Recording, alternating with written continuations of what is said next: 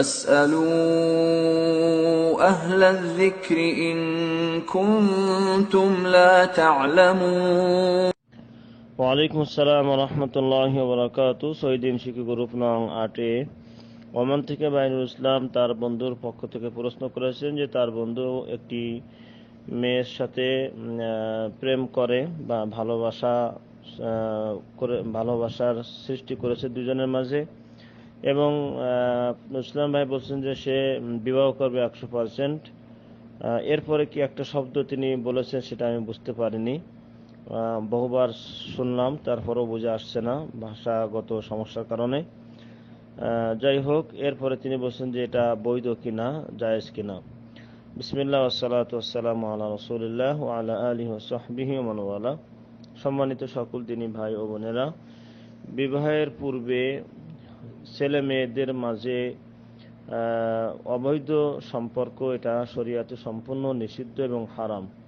কারণ আল্লাহ সুবহানাহু ওয়া তাআলা বলেছেন ওয়াকুল লিল মুমিনিনা ইয়াগুযুনা মিন আবসারিহিম, যে মুমিনদেরকে বলে দাও তারা যেন তাদের চক্ষুকে অবনমিত করে, নিচে রাখে, অর্থাৎ অপর মহিলাদের দিকে দৃষ্টি না দেয়। তেমনিভাবে মহিলাদের ক্ষেত্রেও এর আগে আল্লাহ রাব্বুল আলামিন একই নিষেধাজ্ঞা বা একই আদেশ জারি করেছেন যে তারাও যেন রাস্তায় চলার সময় নিম্নমুখী হয়ে চলে, যেন অন্য পুরুষের দিকে ইচ্ছা করে দৃষ্টি না দেয়। রাসূলুল্লাহ সাল্লাল্লাহু আলাইহি ওয়াসাল্লাম হাদিসও একাধিক এভাবে নিষেধ এসেছে অপর মহিলাদের দিকে তাকাতে।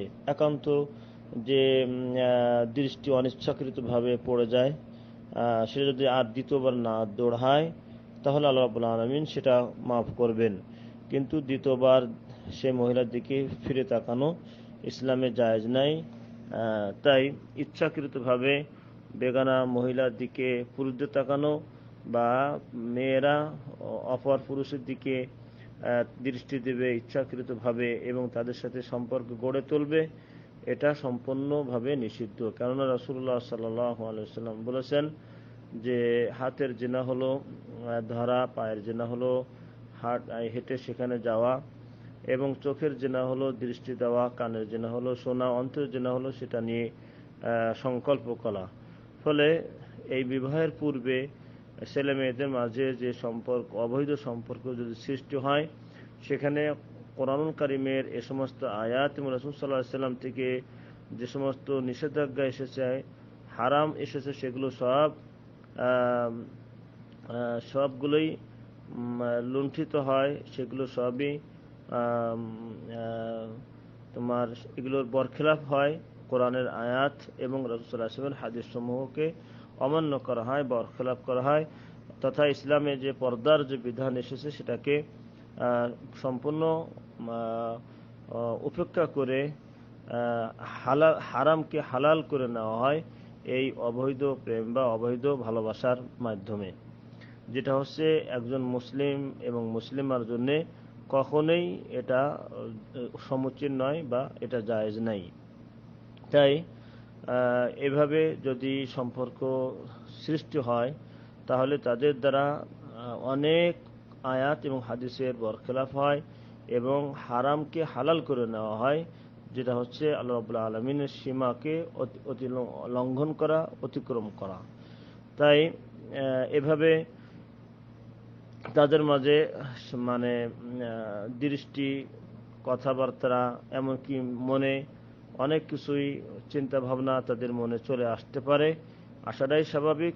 অথচ কোরআন কারীমে আল্লাহ রাব্বুল আলামিন বলেছেন ইন্নাস সামআ ওয়াল বাসারা ওয়াল ফুআদা কুল্লু উলাইকা কানা আনহু মাসউলা, নিশ্চয়ই দৃষ্টিশক্তি, চোখ এবং শ্রবণ শক্তি, কান এবং অন্তর, এই সবকিছু সম্পর্কে, প্রত্যেকটা সম্পর্কে পৃথক পৃথকভাবে আল্লাহ রাব্বুল আলামিনের কাছে জিজ্ঞাসিত হতে হবে।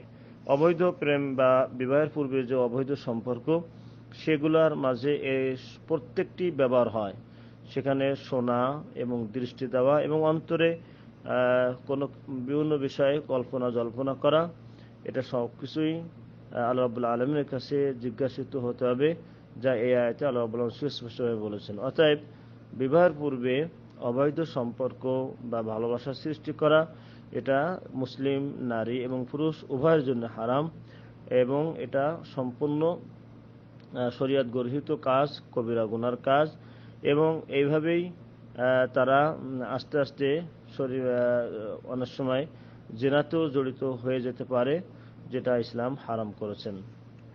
তাই এই পথটাই হারাম, কারণ আল্লাহ রাব্বুল আলামিন বলেছেন ওয়ালা তাকরাবু জিনা, যে তোমরা জিনার উপকরণের দিকেও যেও না।